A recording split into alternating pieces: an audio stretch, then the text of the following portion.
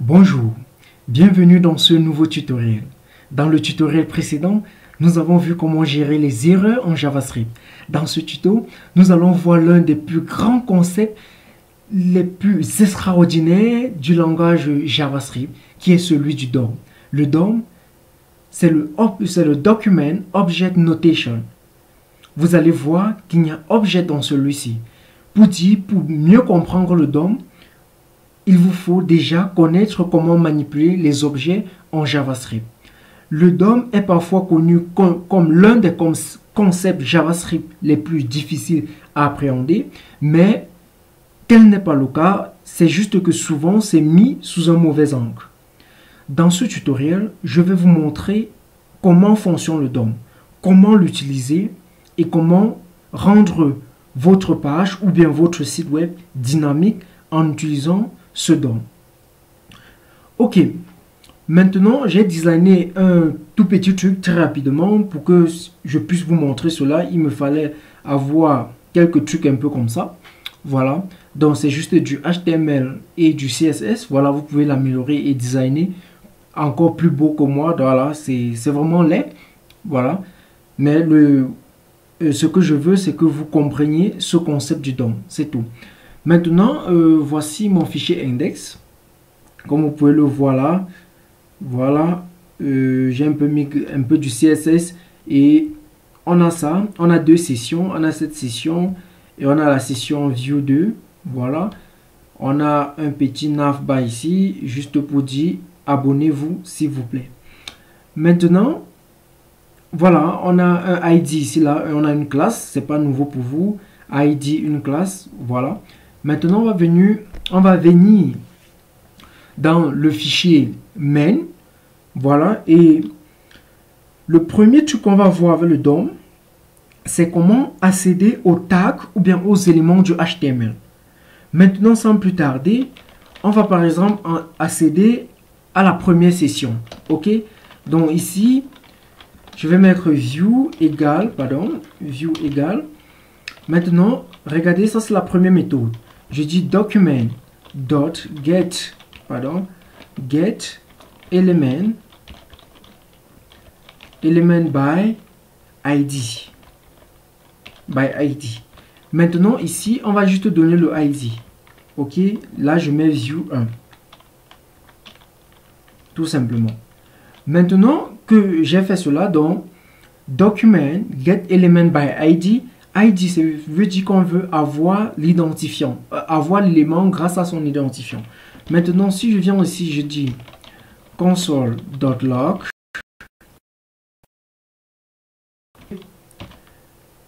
Je peux juste afficher maintenant quoi? View 1. Vous voyez qu'à view 1, ça affiche nul. Ok, ça affiche nul. Pourquoi? Donc, ça n'arrive pas à accéder à l'élément. Pourquoi? C'est simple, on va rentrer ici, dans notre fichier HTML. Vous allez constater que le lien de mon fichier JavaScript est en haut. Ok, c'est juste ici en haut. Pourtant, l'élément se trouve en bas. Donc, il y a deux solutions pour régler ça. Soit je copie ce lien et je le mets juste ici en bas. Ok, donc regardez, soit je copie... soit je l'enlève ici et je le mets juste ici en bas, comme ceci. Vous voyez que l'élément s'affiche. Ok. Soit je le laisse là et vous voyez que l'élément ne s'affiche pas, mais je vais monter ce qu'on appelle diffère. Ok. Donc le differ, c'est l'une des options qui venait d'arriver en JavaScript. Ok. Soit vous le mettez en bas, soit vous mettez ce mot differ. Ok. Vous voyez maintenant que ça m'affiche l'élément en question. Donc on va rentrer dans le JS. Donc document get element by ID, ça nous renvoie ça. Vous voyez que lorsque je dépose sur ça, ça colorie en fait tout l'endroit concerné. Ok. Qui est celui-ci. Vous voyez un peu. Donc, je peux détacher là. Je peux venir ici. Je clique. Vous voyez que au fur et à mesure que je mets, ça montre les différents éléments. Ok. Voilà. Tout simplement. Voilà, c'était la première méthode pour accéder à un élément. OK? Maintenant, deuxième méthode, c'est que on va mettre const, qui est celle la plus utilisée. Const 2 égale à document, égale à document dot query. Query, donc aussi on va mettre query selector. Tout simplement. Maintenant là, je vais mettre le dièse avant de mettre vue2. Vous voyez qu'il y a une différence entre celui-ci et le get element by id. OK?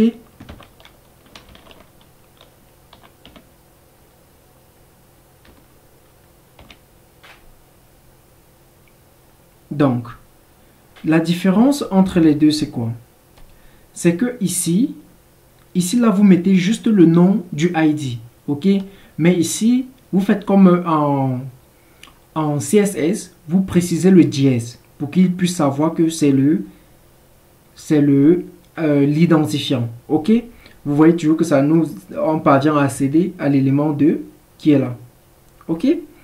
Maintenant que nous avons vu cela, regardez, je peux venir ici maintenant. Qu'est-ce que je peux faire? Je peux venir par exemple ici, je fais juste regarder, je fais view, par exemple élément 1, je fais dot style, je fais dot display, OK? Juste comme en CSS, display, je dis par exemple none, pardon, je dis none. Vous voyez que directement, cela disparaît, OK? Parce que j'ai dit none, que ça ne s'affiche pas. C'est ça le JavaScript en fait, OK? Parce que j'ai dit style display none, tout ce qui était là disparaît. Je peux venir, je fais view de style dot je peux mettre display, voilà, display égale, je mets flex. Voilà, vous voyez que lorsque je mets flex, celui-ci s'agrandit. OK, il s'agrandit tout simplement. Voilà. Donc, maintenant que vous avez vu déjà une partie, comment sélectionner déjà avec l'identifiant, nous allons voir une autre façon de sélectionner. Donc, je vais enlever ces deux messieurs. On les dit merci. Maintenant, je vais venir ici. Je vais dire const. Voilà. Je vais dire view avec S égale document dot get element. Regardez, je vais ajouter un S. Get element by class name. OK? By class name. Donc ici là maintenant, je vais juste mettre le nom de la classe qui est quoi? View. OK? Dès qu'il vient là, je fais console.log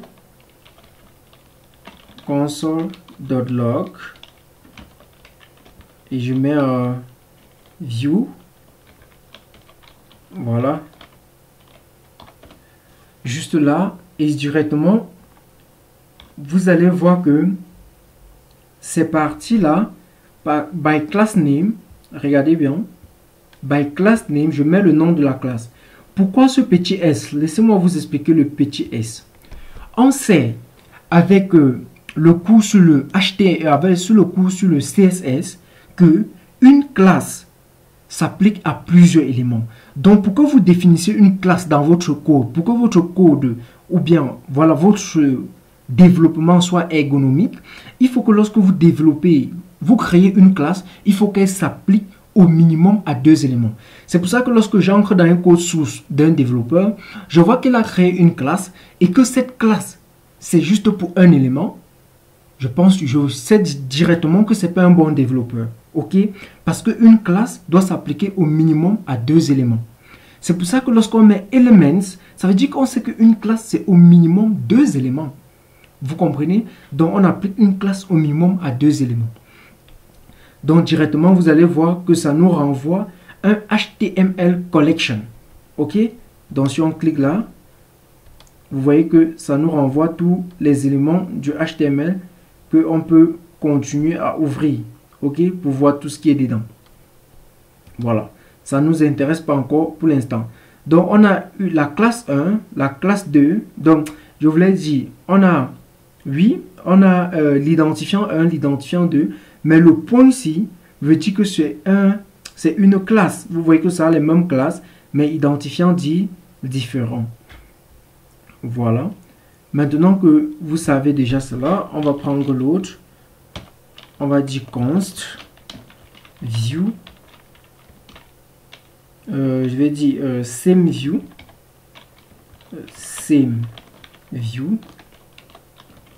Ok, same view. On va dire document dot query select. Donc ici on va dire select all. Donc on va mettre all. Maintenant ici là, on va mettre point et on va mettre view avec S. Donc on va mettre point et on met view avec S. Donc ici je peux faire console.log et là je mets same view. Vous allez voir maintenant que ça affiche le même élément. Et regardez la différence déjà entre les deux ici, c'est quoi? C'est qu'ici je mets le point exactement comme avec le selector et le ID. Ok, ici je n'ai pas besoin, donc je mets juste le nom. Maintenant ici avec le class name, c'est le HTML collection. Par contre avec le selector all, c'est plutôt le node list. Donc c'est plutôt les nodes. En fait, quelle est la différence entre le HTML collection et les nodes? Comprenez bien. Le HTML collection, c'est juste un ensemble de tags. Mais les nodes, même un texte que vous avez juste écrit dans votre HTML est considéré comme un node. Même juste rentrer à la ligne, donc faire un espace, taper la touche entrée pour aller à la ligne, ou bien un espace vide sera considéré comme une node. Ok? Voilà. Donc on peut l'ouvrir là et vous pouvez voir les différents trucs qui sont là. Voilà. Donc je vais fermer. Voilà. Maintenant que vous avez vu cela, ok, maintenant que vous avez vu cela, nous allons passer à une autre façon d'accéder les éléments. Parce que ici vous avez vu que nous avons accédé à un groupe contenant des éléments. Ok, maintenant nous allons continuer. Donc ici maintenant, je vais dire par exemple const diff avec S. Je vais dire view par exemple 1 dot query. Ok, query selector. Voilà, query selector. Voilà, on peut prendre selector all. Donc ici maintenant dans selector all, je vais mettre div. Ok, donc je mets juste le mot quoi, div. Vous voyez un peu. Donc ici je peux faire console dot log. Ici je mets div. Vous voyez que ça me renvoie les nodes, les éléments du div. Ça nous renvoie les nodes, liste les éléments du div. Vous voyez que ça nous renvoie, c'est sous forme de liste en fait. Ok, c'est sous forme d'une liste, comme vous pouvez le voir. Ok, c'est sous forme d'une liste. Voilà. Donc en fait, c'est que j'ai pris l'élément view 1 qui était l'élément parent. Je suis allé dans l'élément parent là. J'ai essayé d'accéder tous les éléments appelés qui ont pour nom div. Ok. Comment on peut encore accéder à ça? On peut juste venir ici. On va dire const. Je vais dire same div égale à view 1 dot. Donc ici maintenant on va dire get element. Donc get elements, regardez que je mets un petit s by, maintenant on va dire tag, by tag name. Ok, by tag name. Ici maintenant je peux donner le tag qui est quoi? Div. Maintenant je peux faire console.log .log. Et ici je mets juste same, pardon, pas dans les same div, pardon, same div. Vous voyez que ça renvoie la même chose mais sous forme de HTML. Ok, ça renvoie la même chose mais sous forme de HTML. Donc comme vous pouvez le voir ici, ok, le HTML collection et le note list. Ok, donc on peut accéder aux éléments d'un tag en utilisant cette méthode.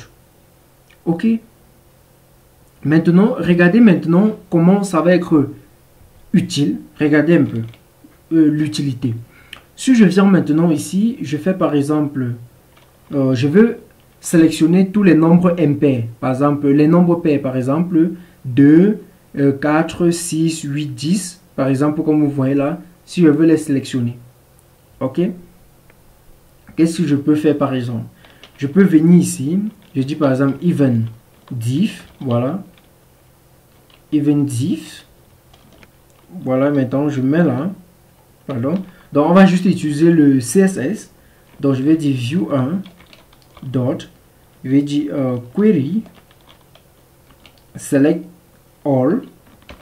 Ok, ici là donc je vais dire donc je vais donc dire div 2 points nth, exactement comme en CSS. Je mets off, pardon, off, et je mets là. Et après off, on met juste le type. Dans le type, comme on veut les nombres,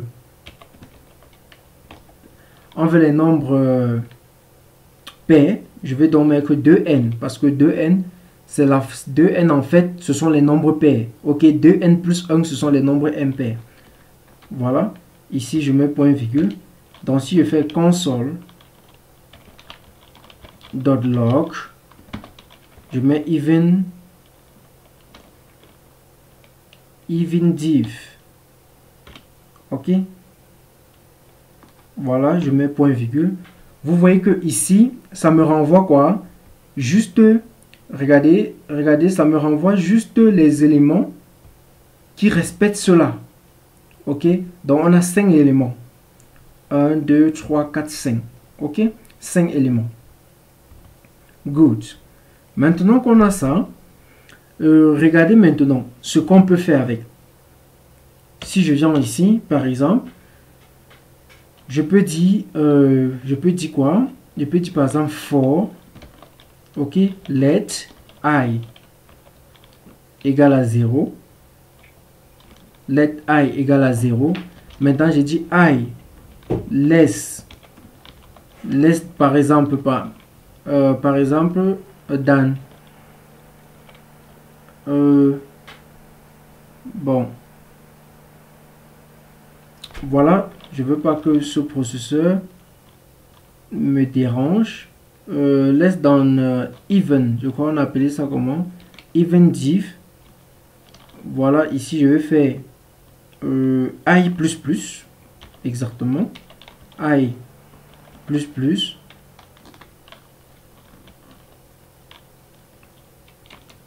maintenant ici qu'est-ce qu'on peut faire? On peut dire even div, on peut faire even div par exemple, on lui donne I, ok, on lui donne I, maintenant à I maintenant on donne un style. Ok, on donne un style. Voilà, et le style, on peut mettre par exemple quoi? Un background, je sais pas, ça dépend de nous. Un background color. Ok, on peut dire un background color égal. Peut-être, c'est pas à yellow, peut-être, pourquoi pas. Maintenant, il va avoir un souci. à ce niveau parce que ici, il faut mettre le len. OK? Donc, je vais mettre dot len. Donc, pour un peu donner la taille, j'espère que c'est comme ça. Non, len ne s'écrit pas comme ça. Je crois que c'est ça plutôt. Voilà. Vous remarquerez ici que directement, toute cette colonne est devenue en jaune. OK? Toute cette colonne est devenue en jaune. Juste parce que on a pris cette liste. OK? On a pris cette liste. On a défini une variable i. On a calculé la longueur de cette liste.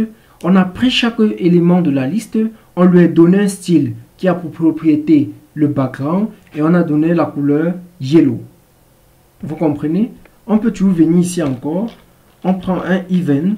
Parce que vous avez vu que le nom ne s'affiche plus. On prend even. Voilà, j'ai dit.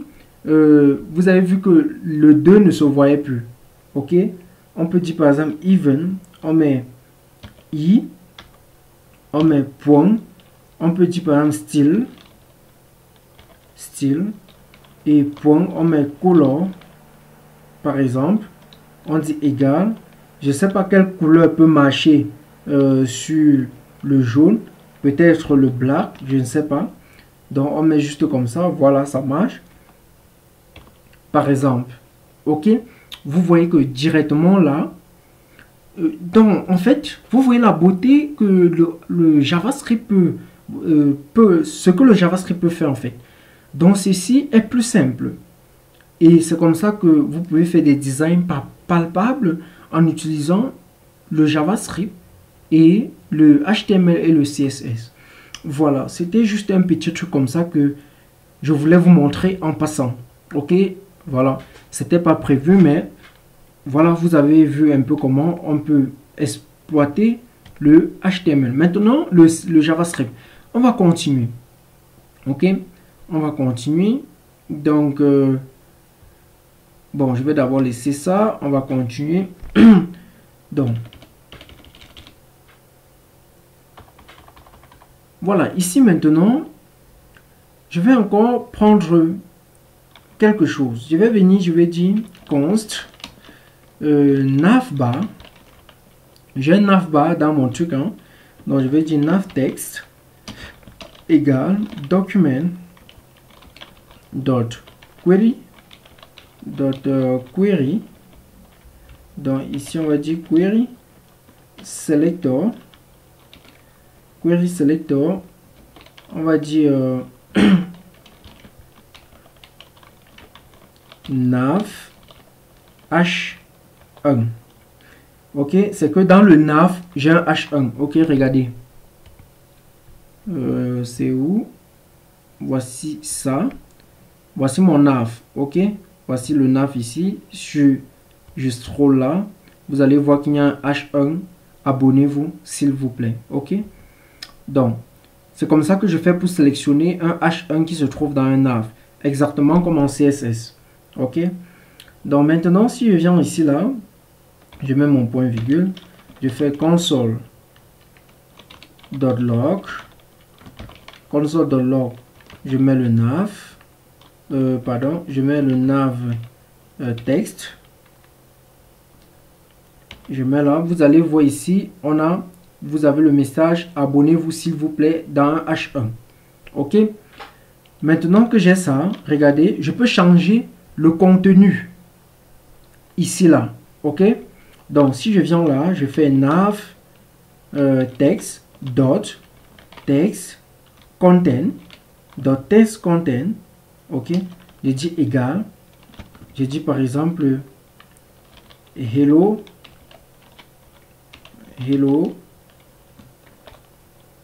Vous allez voir que directement ici j'ai plutôt hello. Regardez ici, j'ai plutôt hello. Mais si on rentre ici, vous voyez qu'on a toujours abonnez-vous. Vous voyez un peu, on a toujours abonnez-vous ici. Donc retenez bien le text content parce qu'on va voir un autre qui est différent. OK, on a toujours abonnez-vous. En fait, ça a changé juste au niveau de l'utilisateur, pas au niveau du code. OK, good. I hope you have understand. You have understood. All right. So, maintenant, lorsqu'on a ça, vous avez utilisé le test content. Rappelez-vous toujours que ça ne change pas au niveau du code. Au niveau d'ici, ça reste intact. C'est au niveau du view que ça change. Ok? Si vous avez compris, c'est bien. Maintenant, on va venir ici. Je vais faire const. On va dire navbar égale. On va dire navbar égale. Je vais prendre un document. Voilà. Un document dot. Prenons quel? Query. Voilà. J'aime surtout le query. Maintenant, ici, on va mettre un nav. On va mettre le nav. Ok. Maintenant, regardez, je vais prendre mon navbar que nous venons d'écrire. Mon navbar, je vais faire dot ina html. Ina html égale. Maintenant, dès que je fais ça, ici, là, je vais créer un h1. Ok, je vais créer un h1.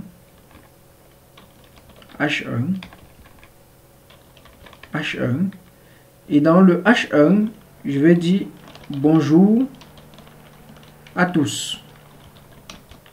Ok, bonjour à tous. Je vais pas laisser là, je vais encore faire quelque chose. Donc, je vais mettre encore, par exemple, quoi, un P. Je vais mettre un paragraphe. Voilà, pourquoi pas. Je vais mettre un paragraphe P. Et je dis abonnez-vous. Abonnez-vous. Ok. Vous allez voir maintenant ici, regardez, on a un bonjour à tous, on a un abonnez-vous. Ok. Comme vous pouvez le constater. Maintenant, au niveau d'ici, vous voyez toujours que on n'a pas de souci dans le changement. Ok. Maintenant, si je viens ici, après cela, je fais je suis où, voilà, contexte, je fais par exemple console.log, je fais navbar,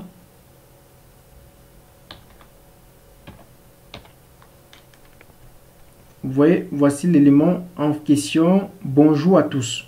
Regardez ici, c'est plutôt bonjour à tous.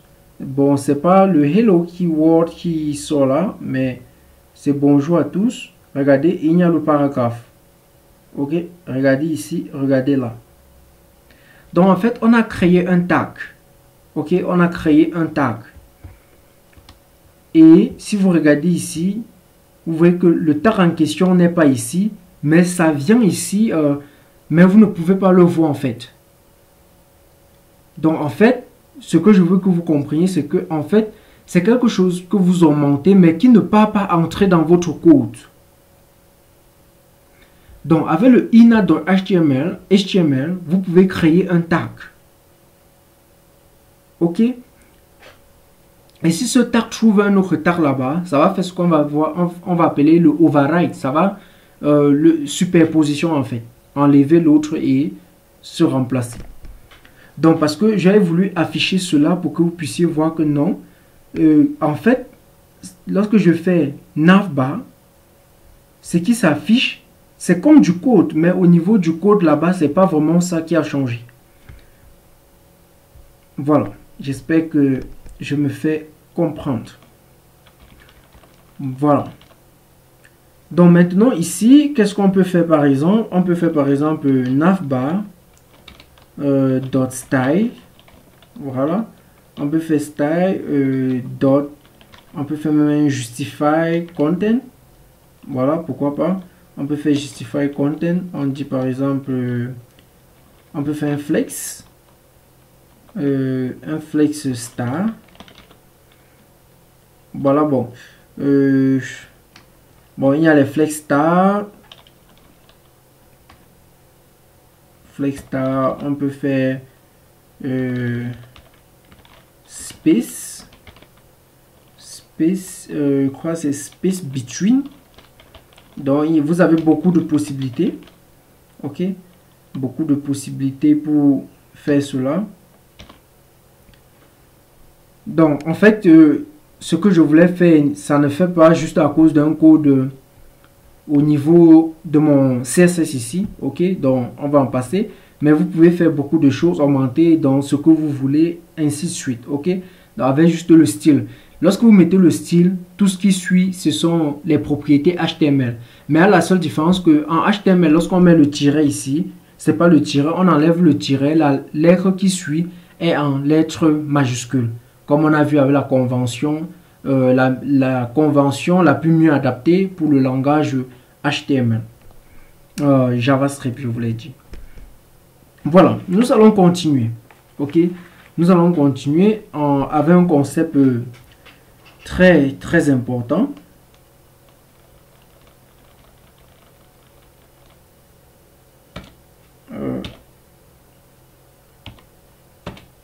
Voilà.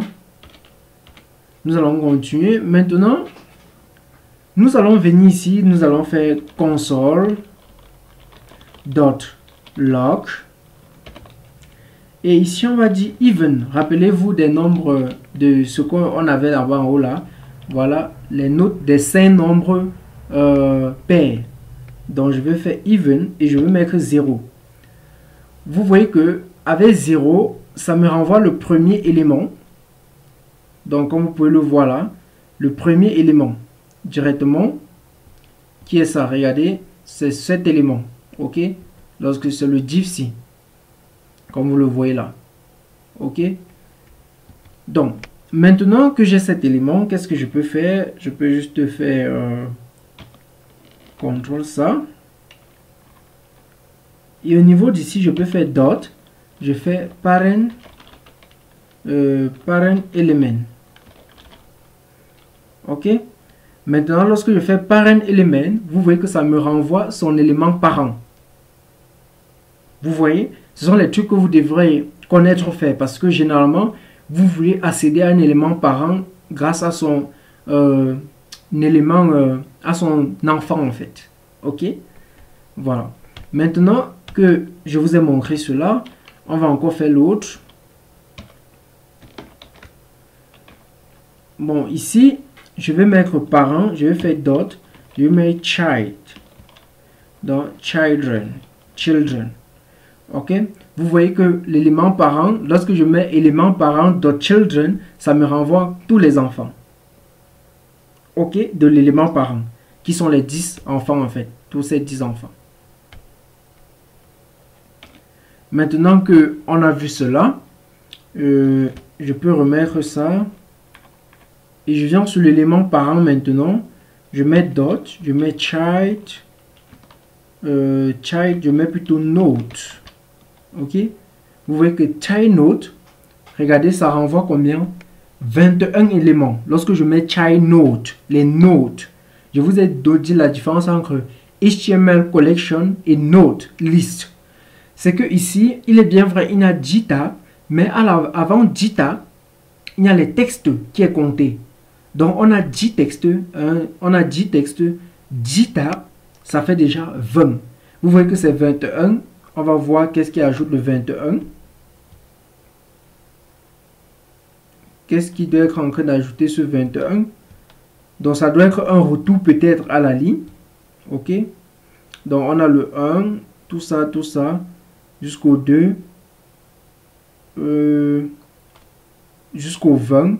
Donc, ça doit être un retour à la ligne. Ok, ça doit être un retour à la ligne. Voilà. Donc, jusqu'à 21. Donc, le texte est considéré. Ok. Maintenant, on va continuer. Je vais prendre par exemple ici, je vais dire has child. Has child note. Has child note, c'est une fonction, voilà. c'est une fonction. Ici, on dit parent element is not a function.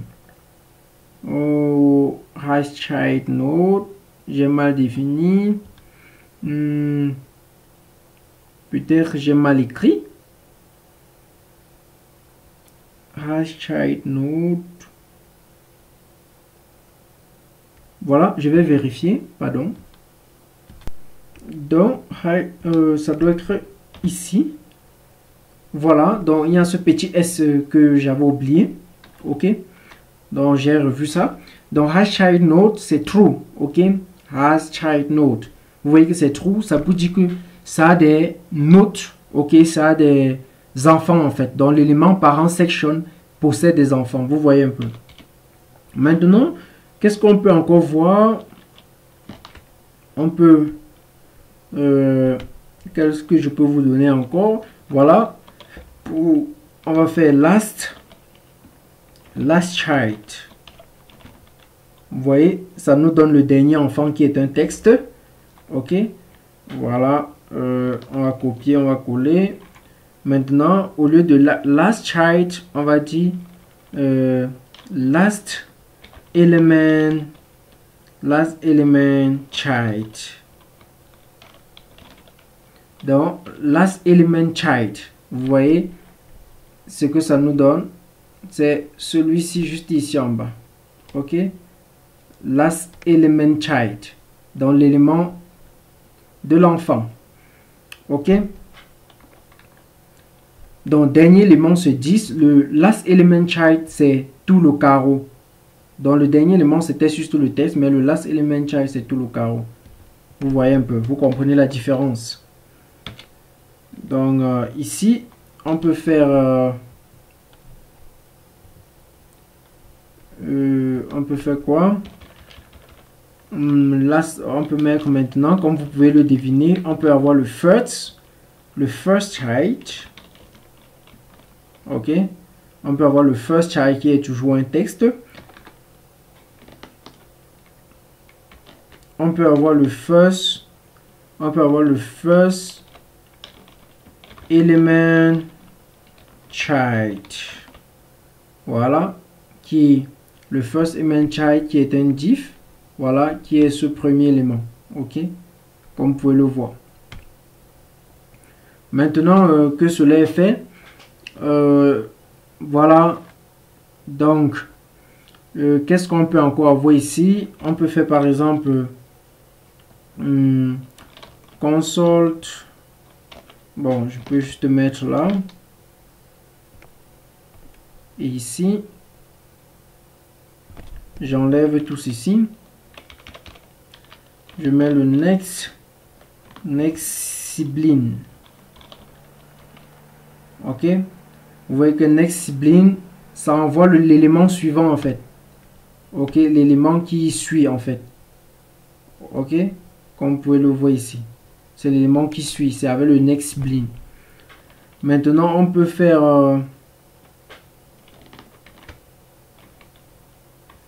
on peut venir ici, au lieu du next on met seulement, on met aussi voilà, on peut enlever ça. On met element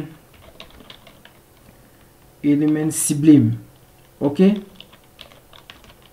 sibling. Qu'est-ce que j'ai écrit? J'ai laissé un L apparemment. Voilà, vous voyez que c'est l'élément si, le next si. Donc avec ceci next sibling, voilà, c'était l'élément texte. Voilà, après le début de l'écriture de la session de section, c'était l'élément texte. Maintenant avec next element sibling, c'est l'élément qui suit en fait, comme vous pouvez le voir. Ok, c'est l'élément qui suit ce qu'on vient d'écrire. Maintenant si je viens ici maintenant, voilà, bon, on peut toujours venir même ici, hein, on fait encore un next. On peut faire un next element sibling, toujours ça nous renvoie encore l'élément qui suit, comme vous pouvez voir là, c'est 3 4. Ok, Donc ça nous renvoie maintenant. Donc ainsi de suite. Vous voyez un peu. Ainsi de suite. Maintenant, on peut refaire la même chose.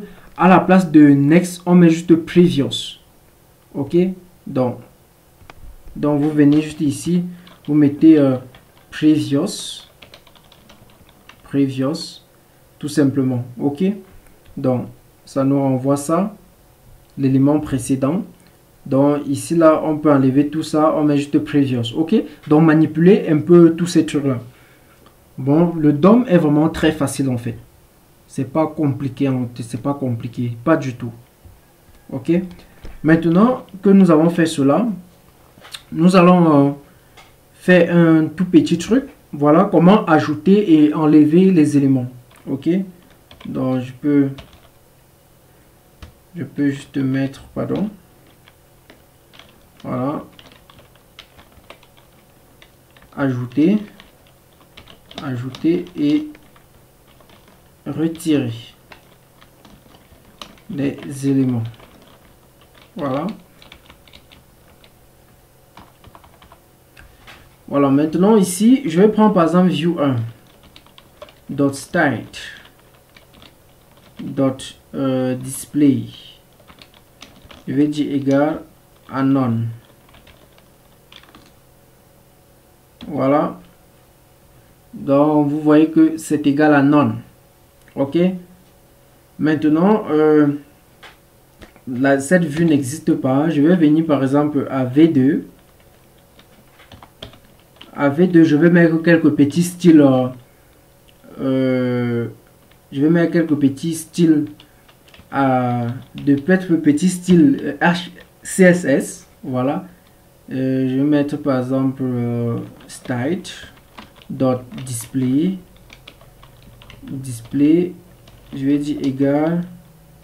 Je vais dire par exemple flex. Pourquoi pas. Voilà. Maintenant que j'ai mis cela, je peux dire par exemple V2. Voilà, je mets dot, je mets flex,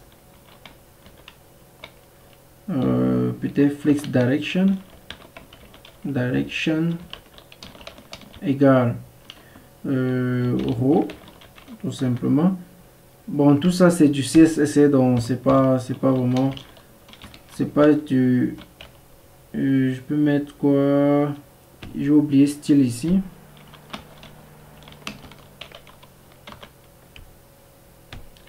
Donc style, on peut mettre un flex wrap, voilà. Et là maintenant on dit wrap. Ici maintenant on peut mettre un view, toujours 2, on fait un style, on met margin. On peut mettre un margin égal 10 pixels. Pourquoi pas. Qu'est-ce que j'ai mis? On met 10 pixels. Maintenant, on peut encore mettre quoi? Bon, c'est tout. Maintenant, on va venir ici. Maintenant, on va dire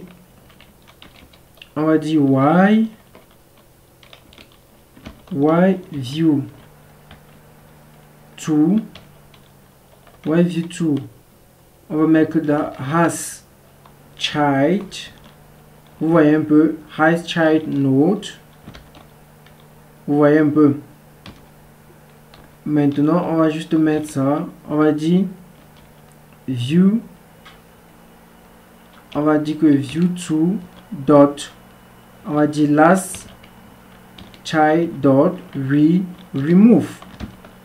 Donc en fait on vient d'enlever, on vient de vérifier si c'est un élément.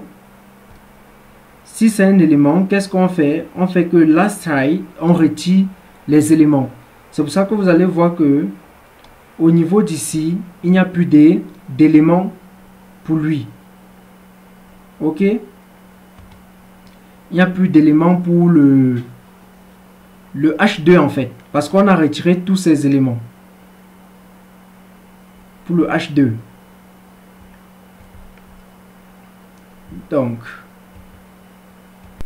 Donc voilà, j'ai arrêté un peu parce que en faisant la boucle, comme je suis en real time server, ça a directement pris comme une boucle infinie.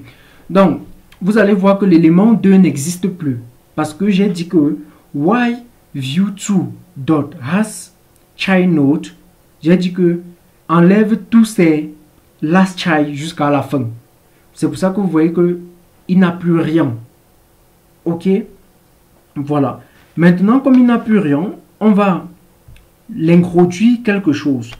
Pour cela, avant de l'introduire quelque chose, on va créer d'abord une fonction. Donc, je vais faire un const. Je vais dire create diff. Je vais faire créer diff égale. Donc, c'est une fonction qui va recevoir 3 paramètres, le parent et un iter. Tout simplement un iter. Maintenant, on va créer la fonction en utilisant celui-ci. Ok. Voilà. Maintenant, ici, on va dire const. On va dire new. On va dire new diff. Ok. New diff égale document dot create. Donc, on va dire document create element. Voilà, element. Maintenant, l'élément qu'on veut créer, c'est le diff. Ok? C'est l'élément qu'on veut créer. Maintenant qu'on a créé cet élément, qu'est-ce qu'on veut faire de cet élément maintenant? Maintenant, on va lui donner un content. Ok? Donc, je vais venir ici, je vais dire par exemple new diff. New diff.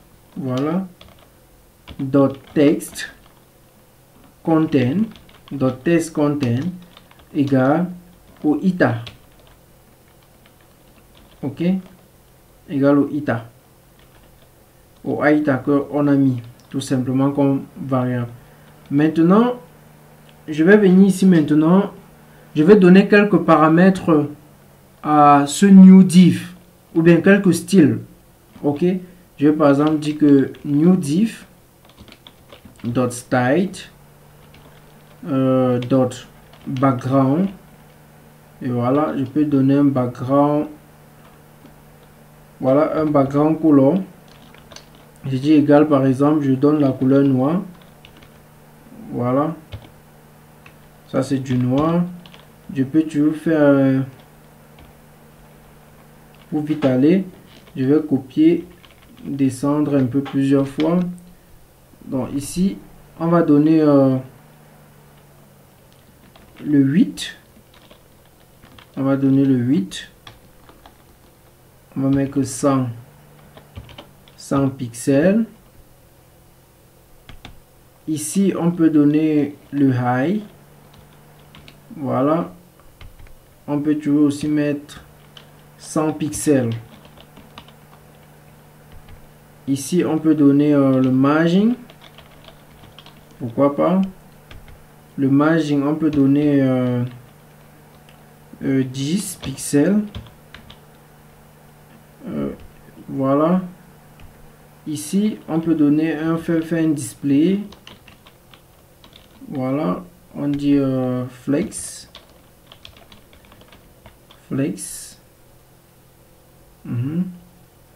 On peut faire un flex ou voilà. Maintenant ici on peut donner quoi, par exemple justify content.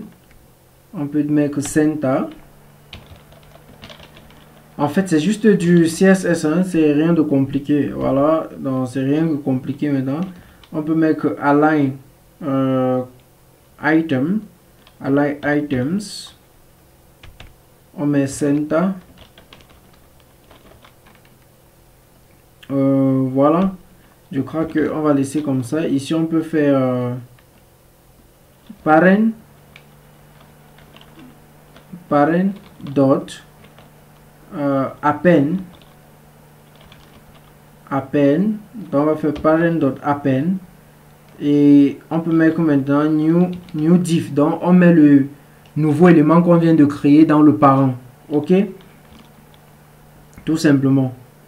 Voilà, dès qu'on a ça, on peut appeler la fonction ici en bas. Voilà, create div. Comme lui reçoit deux paramètres, voilà, on va mettre le par exemple view 2 comme paramètre et peut-être le chiffre 10. Ok, voilà, vous allez voir que directement il y a 10 qui s'affiche directement là. Ok, vous voyez, on a 10 qui s'affiche directement là. Maintenant ici je peux mettre